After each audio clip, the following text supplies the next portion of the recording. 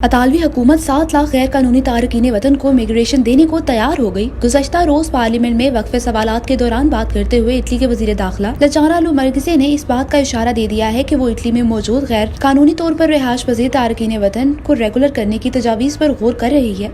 ये बात इन्होंने कम्युनिस्ट पार्टी के सियासतदान रिकार्डो मागी के सवाल के जवाब में कही। याद रहे कि कम्युनिस्ट पार्टी गुज़श्ता कई साल से इमिग्रेशन खोलने का मुतालबा कर रही थी और इस सिलसिले में करारदाद भी पेश कर चुकी है। माहिरीन का ख्याल है कि अगर इटली गैर कानूनी इमिग्रेंट्स को रेगुलर करता है तो इस इमिग्रेशन से 7 लाख लोगों को इटली की इमिग्रेशन मिलेगी। दूसरी जानिब तारकीन वतन मुखालिफ सियासी जमातों ने इसके खिलाफ कैंपेन चलाने का इशारा दे दिया है। इनका कहना है कि इटली ऐसी किसी भी इमिग्रेशन का मुतहम्मिल नहीं हो सकता। वजीर दाखिला ने गुज़श्ता दिनों बताया था कि लीबिया में लाखों पनाहगज़ीन इटली आने को तैयार बैठे हैं। ऐसे में इमिग्रेशन का इरादा लाखों इंसानी जानों को बॉर्डर पार करने का खतरनाक खेल शुरू करा सकता है। इटली गवर्नमेंट ने तारकीन वतन से पैसे इकट्ठे करने का पूरा हिसाब किताब लगाया है। इमिग्रेशन के सबसे बड़े हामी रिकार्डो मागी का कहना है कि 7 लाख की बजाय अगर सिर्फ 4 लाख को ही इमिग्रेशन दे दें तो हुकूमती खजाने में 1 बिलियन यूरो इकट्ठे आ जाएंगे और टैक्स की मद में 3 बिलियन इजाफी जमा होंगे और मुल्की खजाने को फायदा पहुँचेगा। रिपोर्ट महमूद अस्कर चौधरी। खूबसूरत इस्लामाबाद की खूबसूरत तरीन बहरिया एनक्लेव में 3, 4 और 5 कमरों के